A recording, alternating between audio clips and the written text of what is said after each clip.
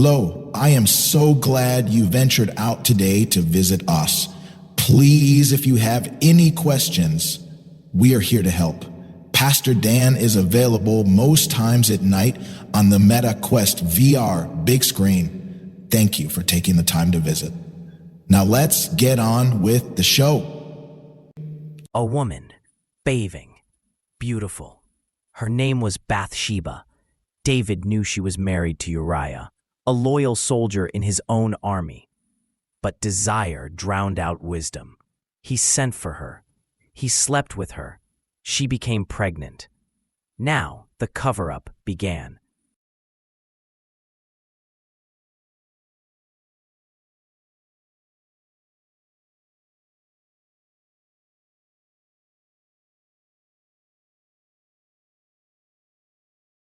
David brought Uriah home from battle, hoping he'd sleep with his wife and think the child was his. But Uriah refused to enjoy rest while his brothers fought in war. So David sent a letter to the commander of the army, a sealed message carried by Uriah himself. It said, "Put Uriah on the front lines, then pull back and let him die."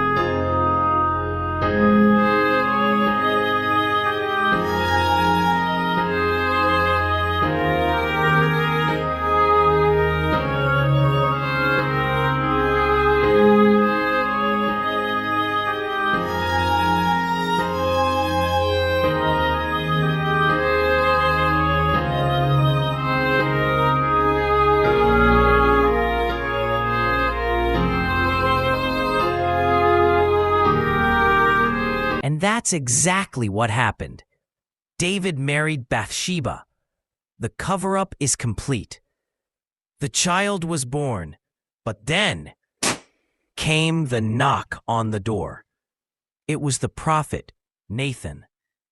He told David a story. A rich man had many sheep. A poor man had only one lamb, his beloved companion. The rich man took the poor man's lamb and killed it for a meal. David was furious. "That man deserves to die," he shouted. "Nathan, you are the man."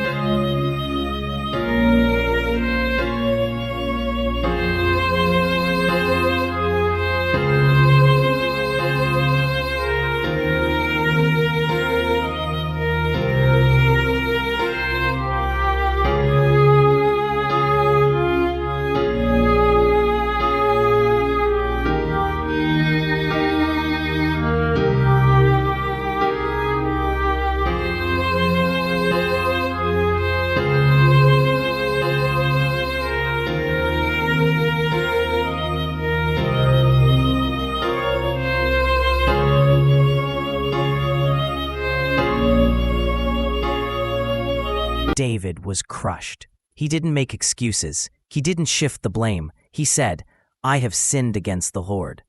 Nathan told him, "The Lord has forgiven your sin, but the sword will never leave your house." The child died. David fasted, prayed, wept, but he got up, worshipped, and lived on. In time, Bathsheba bore another son, and this one was named Solomon, a boy who would become king and build the temple. David's story reminds us that even the faithful can fall, but it also shows us that God restores the broken. David's greatest strength wasn't that he was flawless. It was that when he failed, he returned to God. In Psalm 51, written after this very moment, David cried out, "Create in me a clean heart, O God, and renew a right spirit within me." That is the heart of a king God can still use. Thanks for listening to Pastor's Corner. Next time, we'll look at David's legacy, his final days, the passing of the crown, and the son who would inherit both the kingdom and the weight of David's name.